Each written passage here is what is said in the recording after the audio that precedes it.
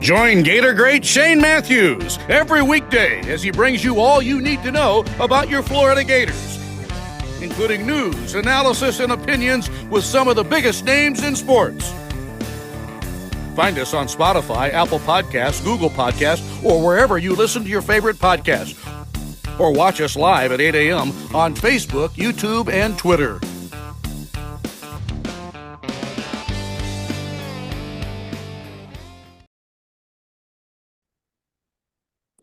Good morning. You're looking live at PodUp with Matthews in the morning from the Crime Prevention Security System Studios, large enough to serve you, small enough to care. I want to thank Mick Hubert for our introduction today, the old voice of the Gators. And today we got lots to talk about. Big win for the Gators. Went about how I thought it would go. After watching tape, I thought Florida was going to be the better football team. And they came out hot and heavy, kind of sputtered around the second half, but you were walking away with a big win in the swamp. Today's program will have JC, and then we'll have Scott Carter from FloridaGators.com. We'll also talk about the big volleyball match that happened yesterday. Number one wins the last 3 sets against the Lady Gators in the largest crowd to ever watch a volleyball match in the Southeastern Conference or the state of Florida. It was packed. I watched a lot of it. They had no chance. Wisconsin's got 3 ladies, I should say. 6'8", 6'8", 6'9". They might be better than their basketball team. I mean, good gracious. Anyway, and then our best player, I think, messed her knee up, so that's not great. So, yeah. JC, good morning. You're on the Titan Number hotline. Yeah. Loving the afterglow here in beautiful Gainesville. I think we saw one of the most complete games Florida's played in a long time Saturday night. They were in control from the start, and I thought my initial observation was obviously how they ran the ball, but I was impressed with how the offensive line played and how the quarterback didn't give them anything, didn't give away anything. He didn't get careless with the ball, but I was impressed with how the defense stopped the run against Tennessee, because we all know that's what Tennessee was going to try to do. And then after Tennessee's initial touchdown really just kind of locked in, made Joe Milton beat them. He couldn't do it. And the offensive line was tremendous. I thought the offensive line was the story. I mean, I know ETN was great, but, you got to have some space to run through those gaps. And the offensive line, I thought, played a very, very complete game. And good for Florida, man. Now you're 3-1, and you're looking to go 4-1. 2-1, but you'll be 3-1 after this weekend with the Charlotte guys coming in. And then, off to Kentucky we go. So I think, after 3 games, you got to say to yourself, that Tennessee game was a real exclamation point. So it looked like we may have a season here to watch. No, I as I told you, JC, this team is better than people. I tried to tell them over the summer. I thought it was a really good football team. What happened?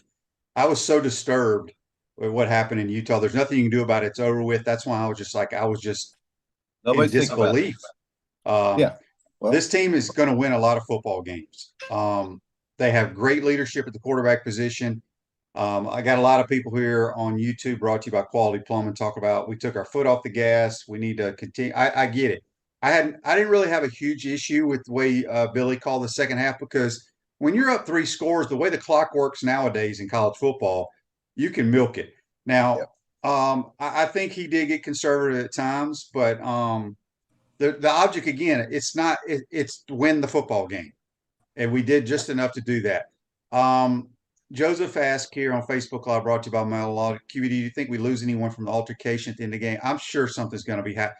I want to talk about that, because I talked about it on the air. If anybody listens to the broadcast, you would have heard me raising hell at the end of the game.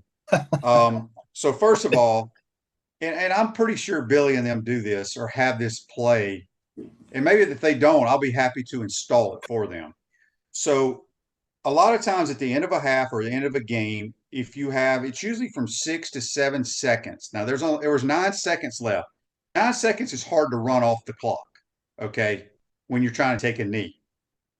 So what you can do is you max protect. Everybody gets in like a victory formation, but you have one receiver on the right that lines up about 3 yards from the sideline and just runs a sideline go pattern. Sideline pattern, Jason, just a go route. Yep. You max protect. Quarterback drops back, runs around, rolling right to waste time, and then he puts his foot in the ground. He throws it as high and as far. The key is high and far out of bounds towards your receiver to waste time. Now, the general rule is 6 to 7 seconds you can do that.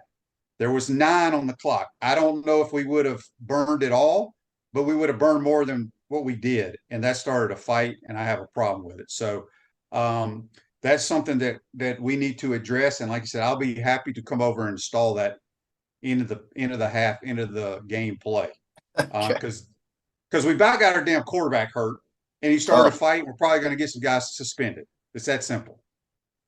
Well, look, it was the game was over, 13 points. I saw the festivities there at the end. Listen, it was an intense game, very emotional. Tennessee did not expect to get pushed around the way they did, and certainly I think Florida on the defensive line and on the offensive line showed us that this is a team that can physically match up with others, and that's, to me, what I felt the most important thing is that the quarterback wasn't getting harassed all night, and that he could establish the things that he likes to do. QB, he likes to run the ball. That's what he wants to do. I know you and I want to see it get aired out a little bit, but when they have to do it, I think they can. I thought Wilson had a nice play. I just think that the quarterback is so important in this offense, and if we can keep them clean, and if they can run the football and give them short third down situations, Florida's going to be in really good shape, man, offensively. And defensively, you've been harping on this front seven story.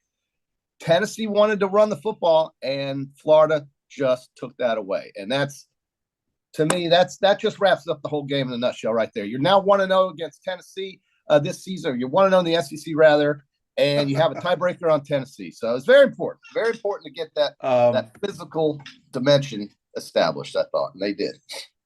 Let me find this text, or not text, but this tweet. Oh, but while you look for those text messages, I want to shout out to my man Justin, who I saw at the Jaguar game yesterday. Just walked right up to me and just hugged me and something. JC, you have so many damn fans that just love you.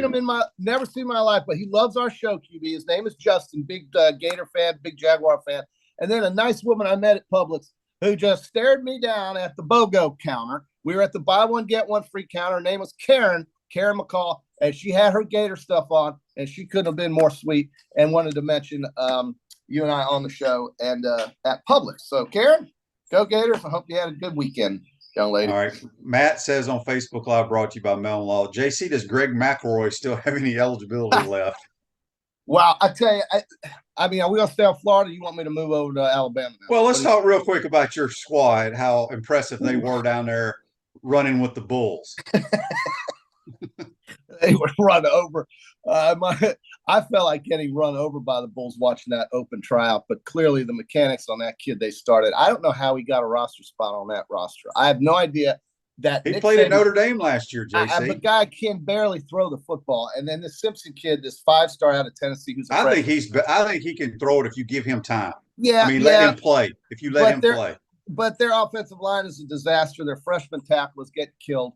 I don't think he's ready either. The only chance Alabama has, if anybody can't see this, especially Tommy Reese, is that they have to let Jalen Milroe run around, put him in the Colin Kaepernick pistol formation that Nevada used to run, and just let him go.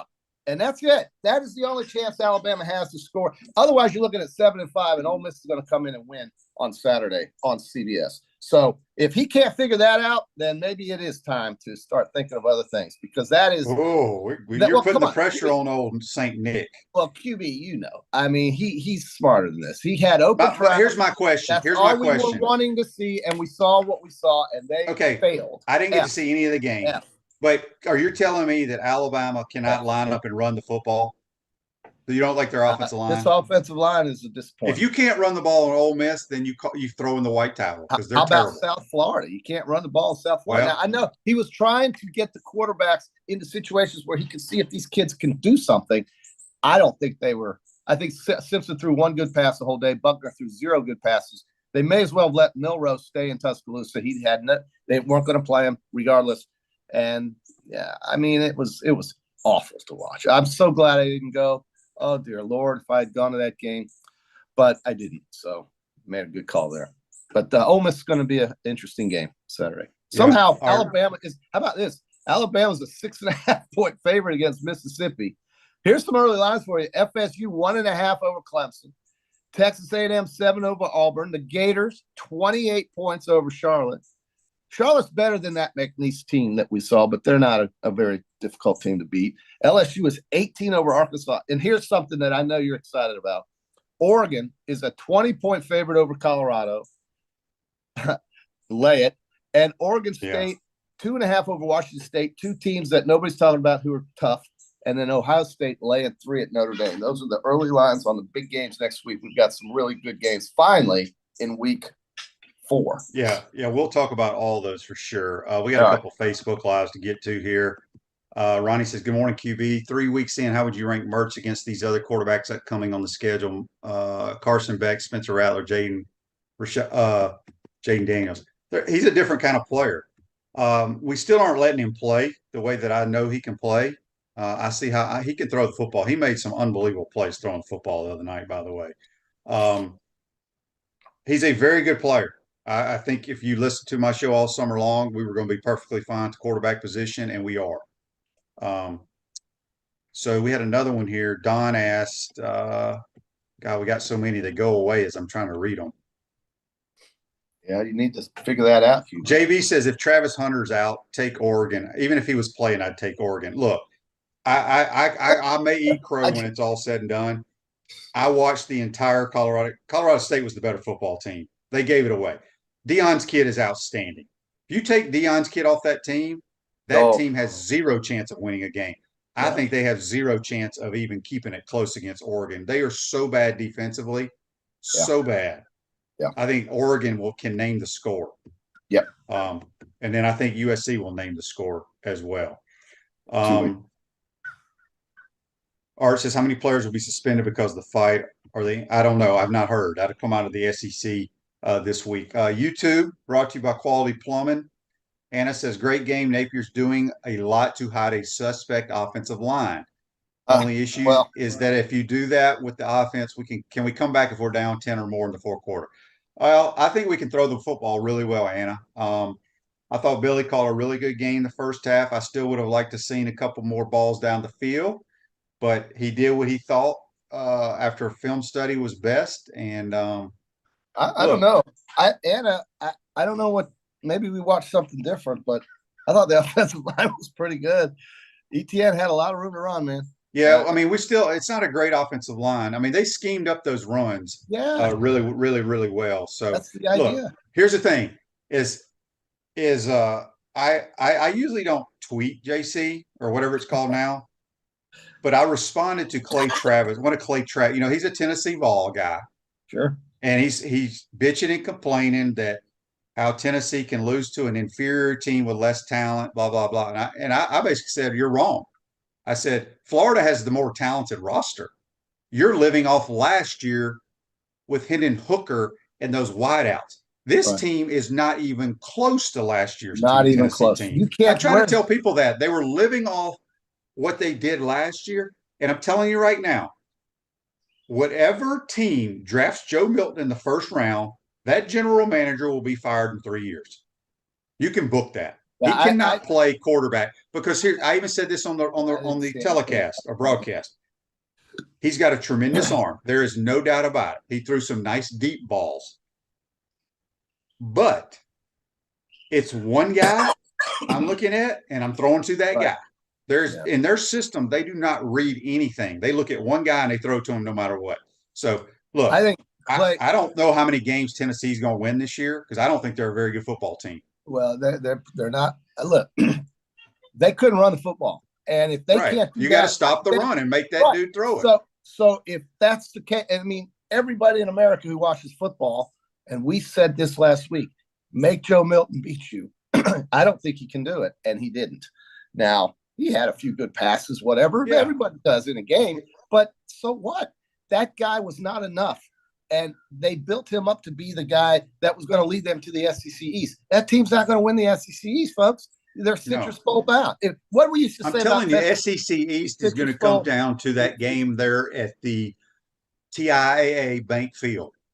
I'm telling you. The East, the East looks that way right now for sure. I don't see anything I'm overly thrilled with it in Lexington. I thought Missouri was fun team to watch Saturday. They had maybe one of the better wins on Saturday, beating Kansas State with a 61-yard field goal, and Brady Cook playing on one leg was very impressive. I told you earlier in the summer that I thought Missouri was going to be a surprise team in the East, and that could be the case because they beat a pretty good team. But South Carolina had Georgia 14-3 at halftime and totally forgot what they were doing in the second half, and that's when Georgia woke up. But Carson Beck, that's not Stetson Bennett back there. No, that's not Eric Zaire back there. Zaire, whatever his name is. That quarterback can be beaten, and Georgia is as good as they are. I started thinking about this. I said, you know what? I might be making another trip to TIAA Bank Field this year in October on my birthday because now I feel a little bit more confident about this Florida-Georgia game. And that I said, look, the Gators have to give me a reason to want to come back. Tennessee's game, that game Saturday night might have been that. And that Georgia game in October, you're right. That could be for all the look, folks, how long has it been since we've been to Atlanta and had a team that you felt like could really win that game? And right now, maybe, although it's early and there's a lot of football still left, that team could be something that maybe does it. We'll see. Yeah. What difference? Couple Facebook Lives. JB's asking about, says Crawshaw has to punt better. We can't keep shanking punts. I agree. I addressed the on the air after Mahalik. Look, we took a great opening drive, and you go down and you miss another chip shot field goal. Was not blocked. He just hit like a low hook, and then you miss an extra point. I don't think you'll see Mahalik kick again this year. It's like I don't know why. Nothing against the kid. I don't know why he was kicking in the first place. I would have had Trey Smack. God. Trey Smack will be your kicker from this point forward. Made all his field goals, made all his extra points. I mean, give Florida credit. I mean, you got this great atmosphere, and you take the opening kickoff and you drive down with a tremendous drive, and then you miss a damn field goal. I mean, that can deflate a football team. So give them credit for not. That was your 8-iron from about 160 QB that you just hit so fat. And hit it about if I miss, I'm missing right, JC. I would not hit a low liner to the left ever. No, he hit it so bad. Anyway, you're right though. That has a way of kind of giving the other team a little bit of juice, and Florida hung in there, man. Tennessee, they're going back to Citrus Bowl if they're lucky. Okay, UT Citrus Bowl. Is that what he used to say, QB? Yeah, you can't spell citrus without UT. Greg wants to know, did y'all see AR's concussion? He better learn to not to entice defensive conduct. I didn't see in his game, but he's played 2 games and been knocked out of both of them. He's been lit up. He won't last, man. He will not last. Again, he won't those last. Guys on the other side in the National Football League are trained killers. Trained killers, JC. They're trained killers. The Colts looked really good, man. He was in control, and they were laying it on the I mean, nothing against him. He had 2 rushing touchdowns, and then it made it 14. And then Gardner Minshew came in and lit it up. Yeah, he played really well. I have a feeling he'll probably start next week for the Colts. But whatchamacallit threw for CJ Stroud had a really good game too. He played well. But anyway, what was I going to get to? I need to read this right here, JC. Be patient. Radware is a family-owned business that prides itself in excellent customer service while providing quality and affordable promotional products and customized apparel. We got JC on the Titan More hotline. Then we'll have Scott Carter get his thoughts on the game and also the volleyball match yesterday. All right, let me get to some of these million texts on the Titan More text line. Chris from Mayaka says, hopefully Trey Wilson heals up quick. He was electric on the first. He's a really good player. Yeah, it's a collarbone deal. I thought I heard or read he had a collarbone issue that he missed a lot of time for in high school. So we'll see. He definitely won't be playing this week. I know that. Chris from Cottondale. JC said we referring to the Gators sounds like he's trying to ease off the Bama train since they don't have a QB. I already told you what I think they ought to do. I think they did the right thing having open tryouts, but it didn't work out for him. So bring back number 8 or 4. He's the only guy that can get the ball in the end zone for that team. He's the only one. This is from Brett in Jacksonville. It says, Shane, the long pass down the sideline, the first Tennessee touchdown wasn't an illegal pick. It was they ran a switch release, and our corner kind of ran into. I think Miguel Mitchell fell down or got run into, and he got caught going down the sideline. Good play by them. Could possibly call it a pick. Says Jason Marshall needs to learn to turn his back on the ball. I think Jason Marshall is a very good player. Here's the thing. When they threw the touchdown on Jason Marshall down on the southwest corner end zone. Southwest, yeah. It was just a tremendous route. I mean, the guy ran a ridiculous route. Daryl says, good morning, guys. Maybe this win will quiet some of Billy Napier's doubters. Had to have it, man. You had to have it. Josh from Mississippi on the Titan MR text line. JC, you said I was crazy saying Bama was going 9-3. You still think I'm crazy? That team will not go 9-3. That team will go 7-5. So you missed it. but I'm going to say this. If they put 4 back in the lineup, I think they can beat everyone in the West. But they've got a lot of issues on the lines, scrimmage. It's very surprising, very disappointing for Alabama fans. But, nobody in the West to me has separated themselves as the team to beat yet on that side of the SEC. I don't see anybody there. Maybe LSU with the way they dominated Mississippi State. Boy, was that exposed. But that offense at Mississippi State might be as bad as Alabama's. Or worse. But yeah, speaking of the state dogs, Brian, you know who Brian is on Facebook Live, brought to you by Melon, says, tell JC I had a whiskey drink for him at halftime in Stark Vegas, but unfortunately I had to drink it just to get through the first half. I would have helped you out, Brian, at halftime because we both would have been crocked after watching LSU. Could you imagine? You can just wait till Mississippi State, and where does State play Alabama this year? In Starkville in 2 weeks. Oh, there'll be a lot of drinking watching those two offenses. Well, Brian, I miss you, man. And listen, it was a good time in 2014. 2014 was a great time, okay? But Dan Mullen and Dak Prescott are not there, and neither is Nick Fitzgerald. And that offense, my God, I don't know who's calling the plays there, but boy, they have got Will Rogers so messed up. Well, I know who. You know who's calling the play. Hang on. Here's who's calling the plays for Mississippi State. Oh, God. When Jim McElwain was the head coach for the Gators, it was his director of football ops. The guy like Jamie Speronis was director of football ops for Coach Spurrier. That's who's calling the plays at Mississippi State. How do you screw up a kid that's setting records passing the football in the SEC? He's going to be rated as low as – they have completely destroyed offensive football at Mississippi State, and I'm blaming the head coach. He's a defensive guy. We all know that he was Mike Leach's defensive coordinator, but Mississippi State's got big issues.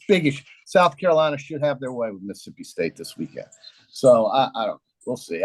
But again, nobody on the West has really done anything except LSU.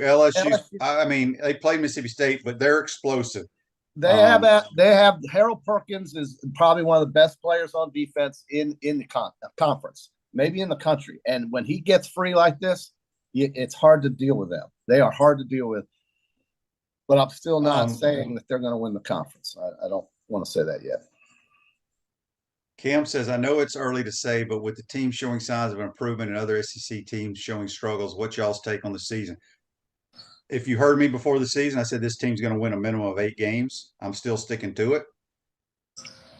Yeah, why would you think otherwise after the Tennessee game? But the thing was, I didn't think anything different after the Utah game because remember, you go watch the Utah game. We lost the game, but about 6 crucial penalties were due to before the ball was even snapped. Had nothing to do. It was just dumb, and that's why I was so damn mad. Well, it's a good point. I think that's what the whole Gator Nation was. But this game with Tennessee has a way of helping you forget that. And the thing is that this is a conference game at home with another conference game in 2 weeks that they really had to have.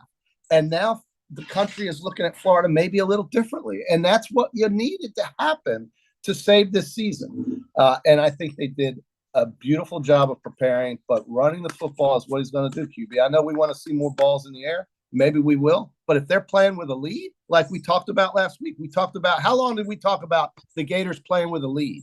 And when they have that lead, the defense plays differently, it feels like, and running the football is what Napier is going to do first if he's winning. And that's just the way it is.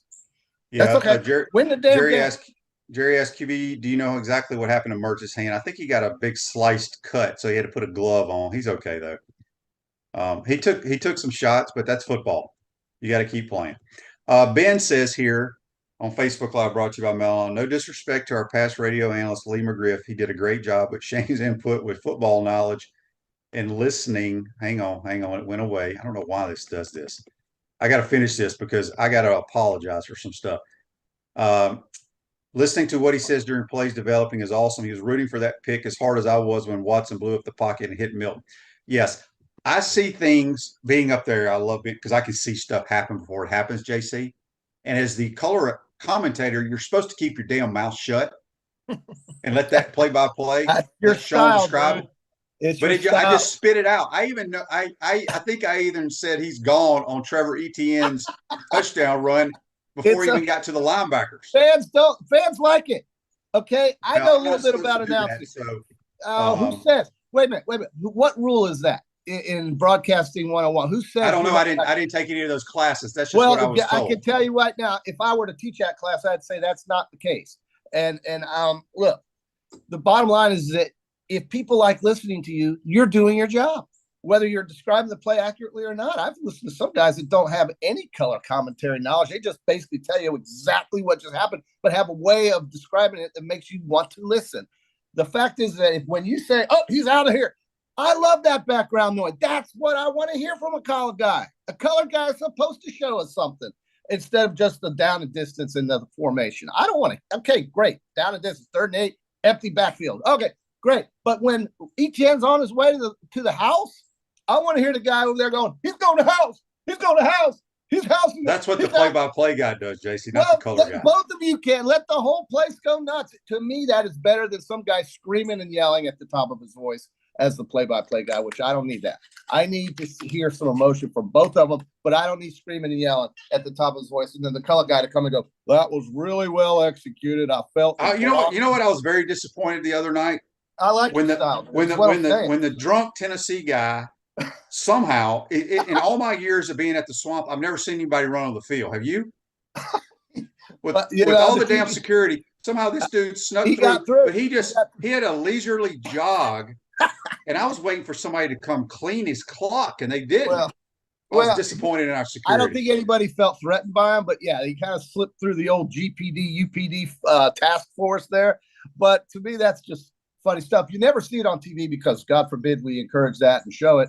But that's what 80,000 people are seeing. So, but it was funny to me. I laughed. Look, I just like your style. Don't feel bad about your style, and don't let anybody at UAA or anyone in the booth. Well, I can't help it, Jason. Here's the thing. I see stuff. I have a lot of like oh no's under my breath. Let it go. Okay. Oh my.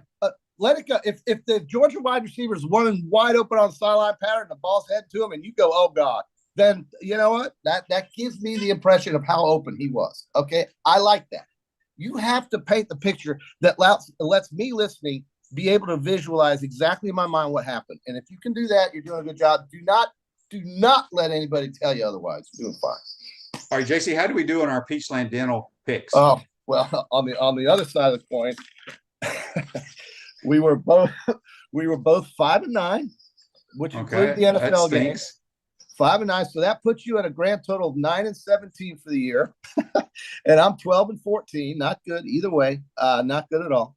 And we had the Florida game. One of our better wins also was the easy cover for South Carolina and the easy cover for Wyoming, who was tied with Texas in the 3rd quarter of their game, and the easy cover with Washington. We had Washington over Michigan State, but we missed badly on some of these other games like Mississippi State, like Pittsburgh. And, Ole Miss and Georgia Tech, Mississippi ran it up on them. And so I don't know. I think we need to get our facts we need to get a little better here, QB. But we did have some good wins, but we picked some really bad big spread losses. And that's life. Rodney says the Tennessee Spectator ran for more yards than his team did. Yeah. And that's hey, that was the whole key to the game to me, was stopping their run. That was my keys to the victory was the front 7 controlling the line of scrimmage. Yeah, and let me tell you something. Yeah. The 2 freshmen I don't know if they're true redshirt freshmen or I think they played both last year. So I guess they're redshirt sophomore. Okay. But 6 and 17, Scooby Williams and Shamar James Scooby. were flying Scooby was like everywhere. missiles the entire game. No, I agree with you. And that Scooby, I was very impressed. Listen, man, we need new players, new names to step forward. They did, and that's the biggest win Billy's had, I think, in his tenure so far at Florida. And Well, yeah, it's not even close. That's Not way even better than close. that damn Utah win last year. Absolutely. Real quick, Tony says, who picked Sahith Lagala this week? I meant to text you over the weekend, JC. I flipped through the channels before I was heading down to campus, and there's a damn golf tournament on the PGA Tour. And I didn't think their season started until they went to Hawaii. Didn't know anything about it. Didn't know anything about it, but he went out in Napa. Man, look, this golf thing just keeps going. I don't. To me, this golf is over. Okay, we'll talk about the Ryder. Well, if they have a tournament this week, we're picking it. Okay, we'll do that, and then of course, you know what's in 2 weeks is or less. It's end of this month is the freaking Ryder Cup, but it's over there. I love the Ryder Cup, but why they play it during football season drives me nuts. Yeah, they ought to play it after the last major of the year in August. Yeah, but that's okay. The Ryder Cup's a big deal, but it's in Italy. They'll be 6 hours ahead of us. I don't know. You get up at 6 a.m. to watch the Ryder Cup, I guess. But Kelly, real quick, Kelly on Facebook Live, and I agree 1,000% with her take here. It's brought to you by Mellon Law, by the way. She says, our defense being in position almost every play was impressive because they run those plays so fast. Tennessee goes so freaking fast. Yeah. And you're right. I thought Austin Armstrong, tip your hat to him and to the players for following through with his plan, which was outstanding. And let's not forget, he's been under Kirby Smart, Muschamp. These guys are defensive wizards, and they had a plan for this. Yes. I'm telling you, Tennessee's got like 5 plays. That's all they run. Same damn 5 plays the whole game. It is not complicated. And so we did a very good. A great night for the Gators, man. 2 touchdown winner at home, beat the East rival. There's maybe so much more optimism now with games coming up in the East. And I'm encouraged because I want to have a good, fun season to enjoy here. And I think with next week's game, they'll win that, go 3-1, and have a lot of momentum and a lot of steam going into Lexington, which to me looks like a very pedestrian type team up at Kentucky. So there's every reason to be optimistic. Yep. All right, JC. All right. Enjoy your day. We're going to take a break and get back to Scott Carter, get his thoughts on the game, and talk a little volleyball as well. All right, guys. See you Wednesday. Let's JC join us on the Titan More Hotline. Going to take a quick timeout. When we come back, we'll be joined by senior writer from FloridaGators.com, Scott Carter. You're watching and listening to PodUp with Matthews in the morning. We want to take this moment to thank our sponsors who keep the show going and pay the bills. Our premium sponsors are Crime Prevention Security Systems, large enough to serve you, small enough to care. Titan MRI, Gainesville's only locally owned and operated MRI facility. Meldon Law, the only official injury and accident law attorneys of the Florida Gators. Peachland Dental, Gator Nation's first choice for dentistry in Port Charlotte. QC Kinetics, live pain-free with QC Kinetics. Campus USA, put some star power to work in your financial life with Campus USA Credit Union. Dave & Buster's, eat, drink, play, watch. Our gridiron sponsors are Auto ER, UF Bookstores, Silverback Concrete, Ruse Ogre State Farm Insurance, Radware, F45, Quality Plumbing. Our touchdown sponsors are Adams Ribs, Gator Dominoes, Celebrate Primary Care, Gator Bait Media, Okido America, Style Cuts, Ironwood Golf Course, Big Mills Cheesesteak, McDonald's of Gainesville, 84 Lumber, Dowling Signs, Baker's Sporting Goods, Silver Q Billiards and Sports Bar.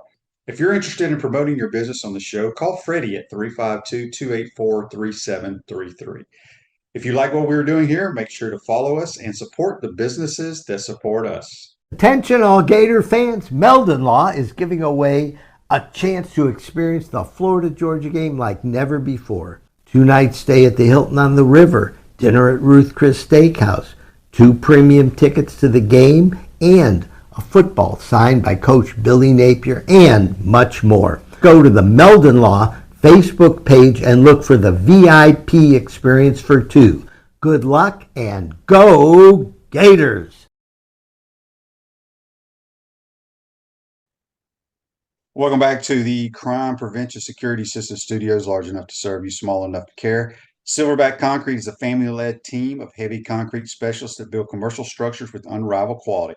Silverback Concrete, you stand on it, we stand by it. Going to go back to the Titan MR hotline, and we're joined by senior writer Scott Carter from FloridaGators.com. Good morning, Scott. How you doing, my man? Good morning, Shane. Doing pretty good. Better than last Monday or a couple Mondays ago. It's always a little different on a Monday around Gainesville when the Gators win, right? There's no question about it. Before we get into the football game, you were there covering the volleyball match yesterday. Largest crowd in school history, state of Florida, SEC. Boy, what a great venue. Number one team in America was here. Had them on the ropes, and then it kind of went sideways there the last three sets. Yeah, the Gators were really playing well, and then of course Alexis Stuckey got injured, hurt her knee, and don't know the severity, but it doesn't sound good. But Wisconsin came back, but I mean that was a great atmosphere. It was as good as any basketball game I've seen at the O-Dome in recent years. I mean that place was packed, and Gator fans really turned out to see a matchup between the number one and number three teams, and from what I saw, these teams obviously are going to play deep into the postseason probably, so maybe they'll get another shot at them. But I thought, a couple of the big stories was obviously the crowd, school record, more than 10,000, and then Stuckey's injury, kind of put a damper on it on the Gators side. How do you think that injury, let's just say it's the worst case scenario, moving forward, does this team still have enough depth to make a run in postseason? I mean, I want to say their only tough competition, if I'm not mistaken, in the SEC is Kentucky, right? It's usually one of the toughest is Kentucky, and there's some others, but nothing I don't think as deep as what Florida was with Stuckey. That's a good question. I think we'll just find out in the next couple of weeks, who the players are that step in. From what we've seen so far, leading into Sunday, this is a team that kind of rebuilt from last year, and a lot of players were performing at high levels. But Stuckey is your classic, I call her one of those glue guys, right?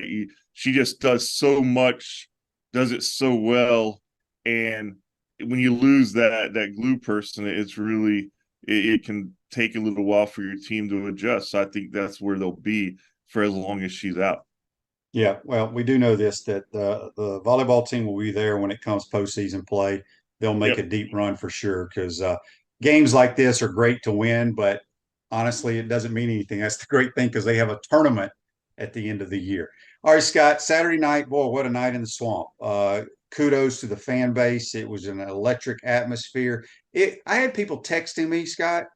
They were out of town, I guess, or driving, I don't know. They're like, why are you screaming so loud on the radio? We can barely hear you. And I was like, even with the crowd noise supposed to be blocked out in my headsets, I couldn't hardly hear myself. I mean, it was that loud. Yeah, it was real loud. It was like old school Florida Gators crowds. And Billy Napier said it afterward, giving a lot of the credit to the fans. I thought they really showed up in a way that, you wondered. There's all this talk about, the swamp being redone and the Gators being at a tough spot, in terms of just overall program where they are in the SEC. But then you get a night like that, and it kind of reminds you of what this is all it can be when it's going at humming along at a high level. And now, it's hard to imagine any better stadium environment in the country than what we saw Saturday night, Shane. I mean, the place was electric, and I give the fans a lot of credit, and the Gators, they did their part on the field in that first half, man.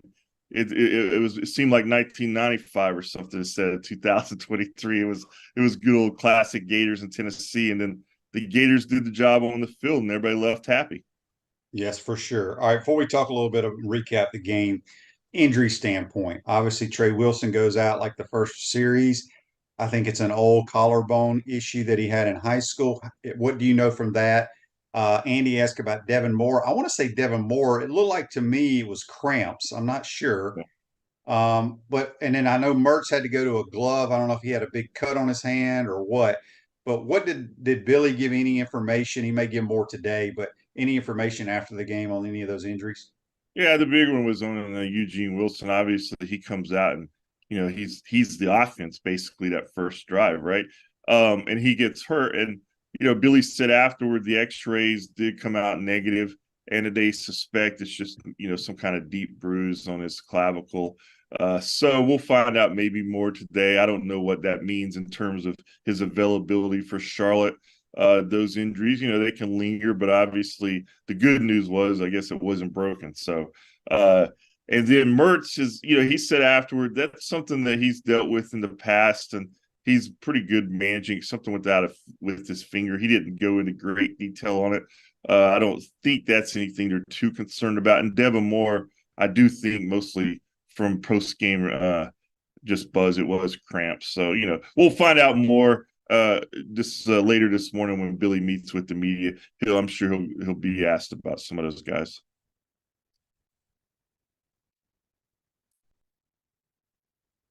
Oops, Shane, you froze on me here.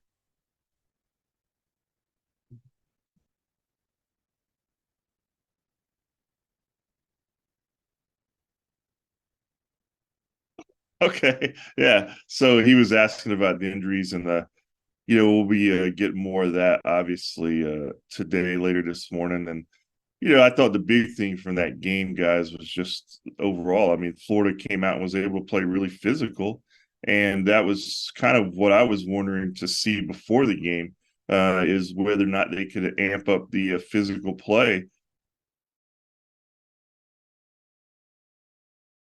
Really from the first quarter on, and it kind of showed us a new side of the Gators because the offensive line was kind of under the microscope some after the first couple of games. I thought they answered, and then anytime you get you can rush for as many yards as they did with Trevor Etienne getting 172, I think. So good game overall.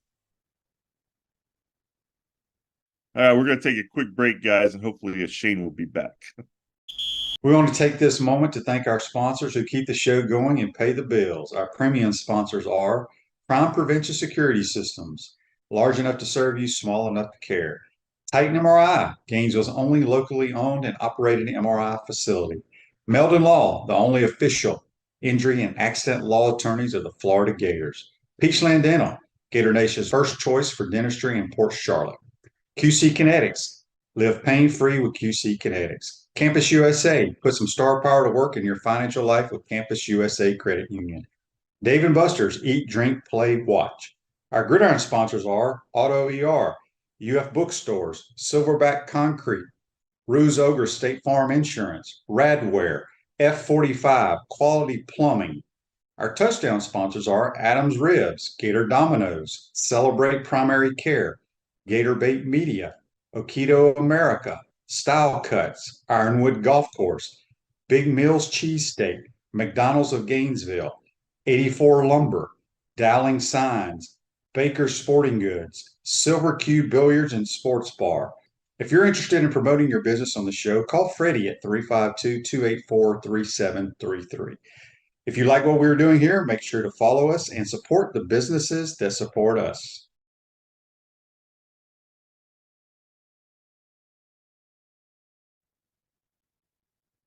Welcome back to the Crime Prevention Security System Studios, large enough to serve you, small enough to care. Sorry about that, folks. Cox Communications Internet stinks. We will be looking for a new internet service.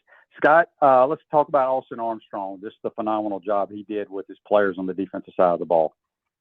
Yeah, 3 games in, Shane, and this defense looks totally revamped from what we've seen the last 3 years. And that's a good sign for Florida. Going into that game, obviously Joe Milton III was the centerpiece of Tennessee's offense, and you wondered if he would be able to make some plays, not only in the passing game, but with his feet. And I thought they just did a great job of keeping him under control. And, he got some yards at the end when the defense was more in a relaxed state, but he didn't do anything that really hurt him. And they did well overall, I thought, containing the run game. I just thought, again, it's something that we've seen consistently through 3 games from this defense. And they got finally a sack with Tyreek Sapp. And I think, to me, it starts with obviously the system. I think Armstrong's doing some really good things. And I love the fact that you look at the stat sheet, Shane, and it's a lot of young players showing up. Jordan Castell had 10 tackles. Scooby Williams had 8.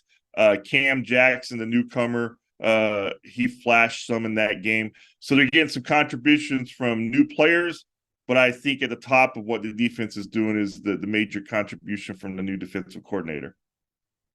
Yes, I agree. And I think the addition of Caleb Banks and Cam Jackson to solidify the inside has really helped this defense for sure. All right, offensively, boy, we look good the first half. Second half, it is what it is. I have no problem running the clock, but, you still got to get some first downs. But I thought Mertz was outstanding, made some plays as he was on the run. But, boy, Trevor Etienne's one hell of a running back. Yeah, I've thought Etienne is the highest ceiling talent on this team for a while, and I think he showed it on Saturday, running 172 yards, had that big 62-yard score. And if they can do that, Shane, to me that game, scrap the second half offensively. And Billy even said afterward, look, he probably got a little too conservative, which I can agree with. But I think what they were doing in the first half, if they can do that consistently, the Gators can be a good team. I mean, you look at the blueprint of what they did. I mean, they scored in the red zone. They were 4 for 4. They didn't turn the ball over. Mertz made some really nice throws, especially on the sideline when he had to. And then you've got a running game behind Trevor Etienne and Montrell Johnson Jr.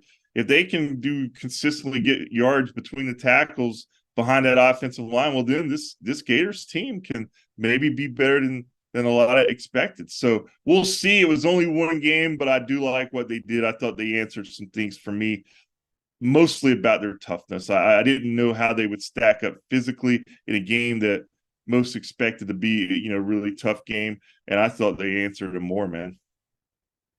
Yeah.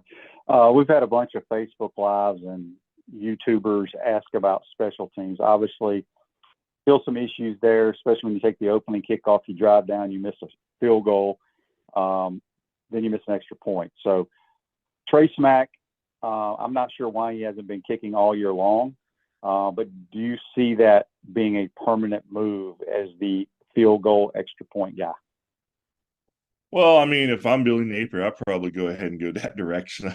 Billy, I'm sure, will be asked more about that today. I think, he's a loyal guy too. And, Mahalik made his mark some last year, but it looks like he's in a slump or has lost something. And then you got Trey Smack waiting there in the wings. So why not go with the other guy? Yeah, if there's a negative with that question, it's still a special teams. Special teams are going to bite you if you're doing some things okay in the other areas. It's going to cost you a game here and there. And Florida's got to clean that up, I think, because I don't think they're as good offensively or defensively to overshadow special teams' miscues consistently. But if they can get a performance like they did on Saturday against Tennessee, well, special teams can be that difference in a close game. And right now, we haven't seen that kind of performance out of this special team. So I look for certainly some open competition there at kicker, and maybe just some continued work in that area, because there's no doubt that's kind of been a weakness so far. A quarter into the season now. We had a bunch of questions when JC was on regarding the altercation at the end of the game, Scott. I'm not real familiar with the college rules on fighting. Do you think anything will happen to anyone involved in that altercation moving forward, or is this just something that they just kind of don't do anything about? That's a good question. I don't know the letter of the law either as I sit here. I know usually when guys throw punches in other sports, without helmets on, there's some severe penalties. Football, I don't know if it's an automatic ejection for guys who threw punches. Obviously, you had some guys squaring up from both sides there. It was an unfortunate incident. I just thought a totally needless incident. But I think from the Gators' perspective, I kind of like the reaction there, kind of defending their quarterback. needless kind of extra push there from the Tennessee guy. The Gators responded, but again, it just didn't even need to be there. It was more of a coaching situation to me that caused all that. But yeah, I would expect we'll find out if there were any suspensions or any kind of ramifications from that. We should find out sometime today. Yeah, hopefully not, but you got to some of those things you'd see on Twitter, those pictures, especially Mazuka, I think. It looked like him. He was Mike Tyson. He had his. Yeah, it's a couple of southpaws there. You don't see two southpaws squared up very often. Yeah, that is very, very true. All right, Scott. So looking ahead, Charlotte 49ers are rolling into town. I don't even know what their record is. I think they may be 1-2, something along those lines. This is the kind of game that Florida's going to win. You got to come out, get the job done early, get some young guys in there, and get prepared for Kentucky. Is that how you think this team will approach this week? Oh, well, I think that's certainly the way they need to approach it. And I would say they'll want to come out and kind of have a repeat performance they had against McNeese. I think Charlotte's a better team than McNeese, even though they're coming off a big loss. But they did play in a bowl game last year. They've upgraded some in talent. That program overall as a whole has elevated itself in the last few years. So, yeah, I think Florida, this is a game where you don't want to lose any of the momentum that you built with that big win against Tennessee. You want to go out and be clean again, try to keep the penalties to a minimum, keep the mental mistakes to a minimum, get the running game going, let Mertz, make some plays.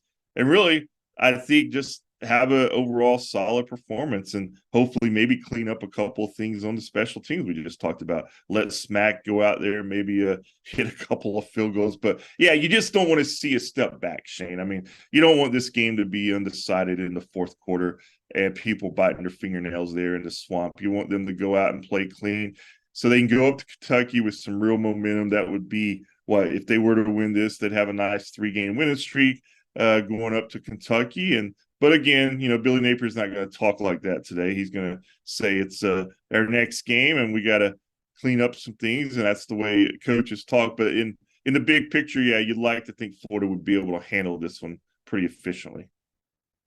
Chris says on Facebook Live, brought to you by Bell & Law, that the former quarterback, Jalen Jones, is Charlotte's quarterback. Did you know that?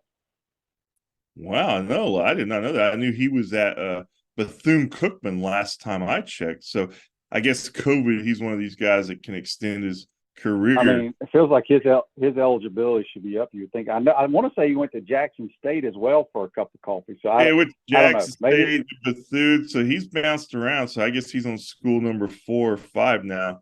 He transferred. Yeah, gosh, that's I did not know that, dude. I haven't done my research on Charlotte. That's a good note, but yeah, that's a blast from the past. Yep, no doubt about it. Well, Scott, we appreciate your time, my man. I know it was a long weekend, a long night the other night in the swamp, a good night, and you had a long day yesterday at the O'Connell Center. We appreciate your time, and we'll talk to you next week, bud. All right, Shane, take care, bud. That's Scott Carter from FloridaGators.com. Join us on the Titan Tomorrow hotline. Ruzoga State Farm offers a team of dedicated insurance professionals ready to help life go right with the right insurance options for you and your family. Visit OgreInsurance.com. Give them a call at 352-240-1779. This Day in Sports is brought to you by our good friends at Campus USA Credit Union. And put some star power to work in your financial life with Campus USA Credit Union. This Day in Sports in 1848, I don't know if any of our listeners were around then, baseball rules that the first baseman can tag the base for an out instead of having to tag the runner. This Day in Sports brought to you by Campus USA Credit Union. Really want to thank JC and Scott Carter. Big win for the Gators in the swamp. If you missed it, volleyball loses to number 1. They were up 2-0. And then Wisconsin wins the last 3 sets. We lose one of our star players, as most people think, to an ACL. But this team will be in the hunt when it's all said and done in postseason. Hope you have a great day, folks, and we will see you tomorrow. Take care.